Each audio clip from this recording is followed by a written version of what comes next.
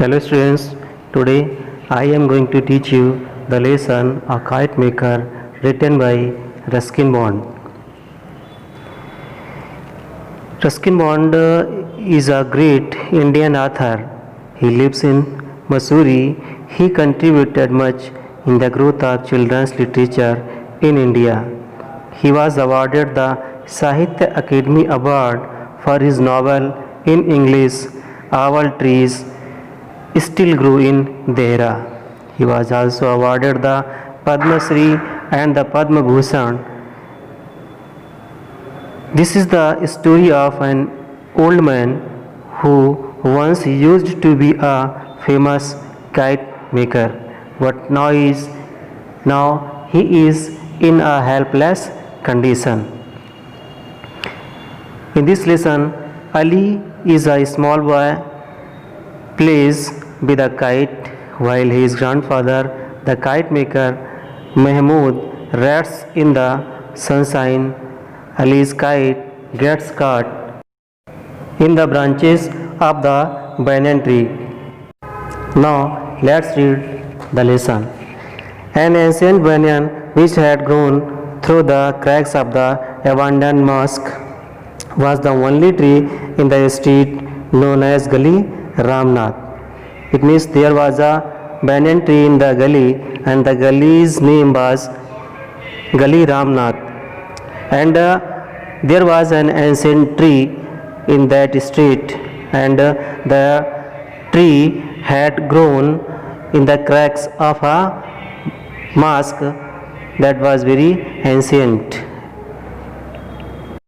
The boy barefoot and clad only in a torn shirt. It means there was no shoes in his foot and he wears a torn shirt, rang along the cobbled stones of the narrow street to where his grandfather sat nodding dreamily in the sunshine of their back courtyard. It means when Ali's kite gets caught in the branches of the banyan tree, he ran to his grandfather, and his grandfather was sitting in the sunshine of their back courtyard. Grandfather shouted the boy, "The kite has gone." Ali shouted and told his father that the kite has gone. The old man woke from his daydream with a start and raised his head, displayed a beard which would have been white had it not been dyed red with mehndi leaves. It means when his grandfather, who was dreaming, sitting in the sunshine, when he raised his face, his head, he displayed his beard, and the color of his beard was red because he dyed it with mehndi leaves. Did the tin break? He asked. His grandfather asked, "Did the tin of the kite break?" "I know that the kite tin is not what it used to be."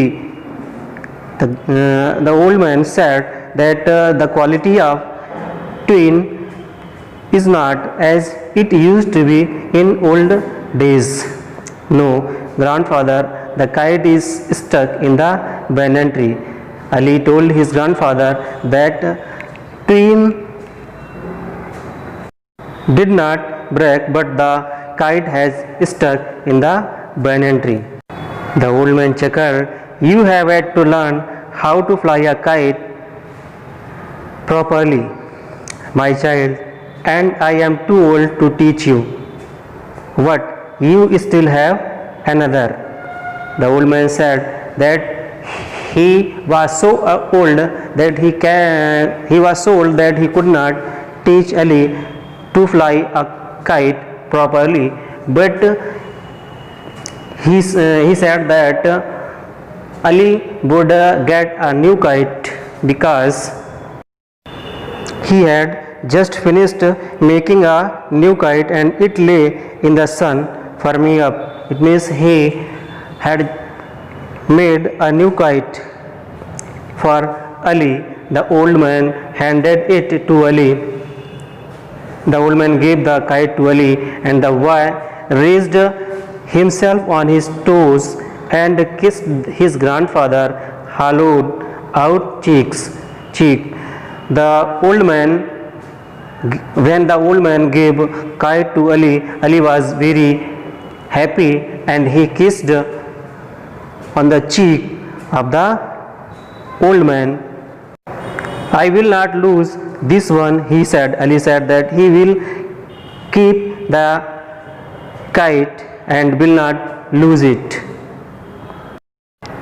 This kite will fly like a bird. Ali said that it will fly very far in the sky, and he turned on his heels and skipped out of the courtyard. He ran out of the courtyard. The old man remained dreaming in the sun. His kite shop had gone, but he still made kites for his own amusement and as playthings for his grandson Ali. Not many people bought kites these days. Adults disdained them and children preferred to spend their money at the movies.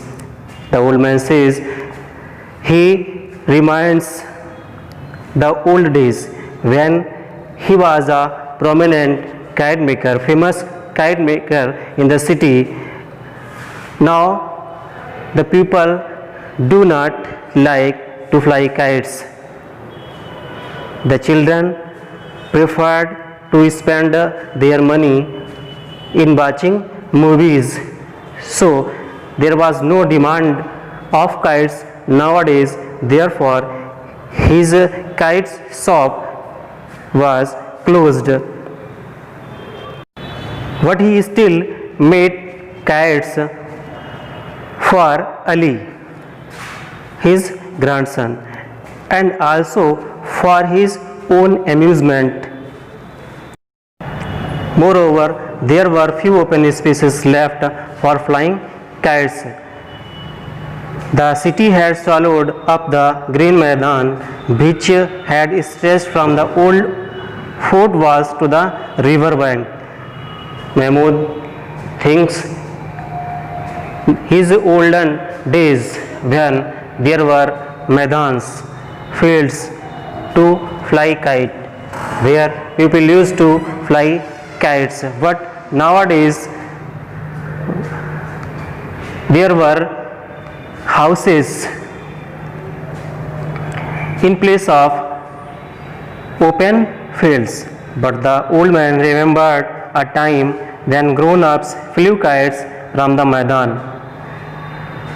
In those days, grown-up people also used to fly kites from the Maidan. The great battles were fought until the string of one was cut. Then the beaten but liberated kite would float away into the blue unknown, and when one of the kites whose string was cut flew in the sky, there was a good deal of waiting and money frequently changed hands. He says that then the people wept, and when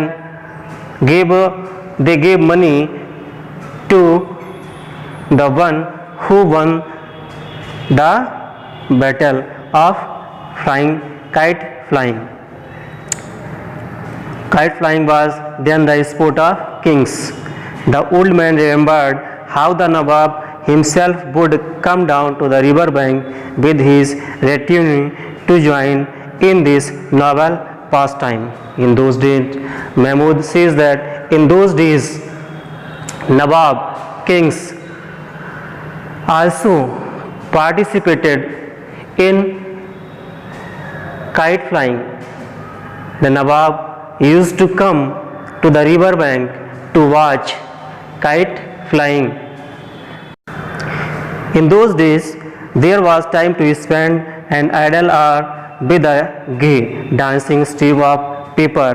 Now everyone hurried in a heat of hope, and delicate things like kites and daydreams were trampled underfoot. Mahmud says that in those days of fast, people had a lot of time to spend in flying kites, but now no one has time to fly a kite. Everyone is busy to earn his livelihood. Mahmud, the kite maker, had been well known throughout the city in the prime of his life. At the request of the Nawab, he had made a very special kind of kite. Once in his young age, when he was a well-known kite maker in the city, the Nawab himself requested him to make a special kite. It consisted of a series of small, very light paper discs trailing on a thin bamboo frame. The surface of the foremost disc was slightly convex, and a fantastic face was painted on it with the two eyes made of small mirrors. The disc, decreasing in size from head to tail, gave the kite the appearance of a crawling serpent. It means in this way Mahmud made a special kite at the request of Nawab, and he gave a special look to it. It appeared like a crawling serpent. It required great skill to raise the cumbersome device from the ground, and only Mahmud could manage it. The kite, because it was a special kite, so only Mahmud could fly that kite. Everyone had of course heard of the dragon kite that Mahmud had built, and word went round that it possessed supernatural powers. The dragon kite, which was made by Mahmud, some rumors were gone that the kite had some supernatural powers. A large crowd assembled on the Maidan to watch its first public launching in the presence of the Nawab. There was a great crowd of the people assembled in the Maidan, and the people gathered there to watch the first public launching of the special kite in the presence of the Nawab. At the first attempt, it did not budge from the ground. When Mahmud himself tried to fly it, it did not fly up in the sky. The disc made a plenty protesting sound, and the sun was trapped in the little mirrors, making the kite a living, complaining creature. Mahmud had fixed two mirrors, small mirrors, in that kite, and the reflection of the sun rays in the mirror was giving the kite the look of a complaining creature. Students, the remaining portion of this lesson will be explained in the next video, so wait till then.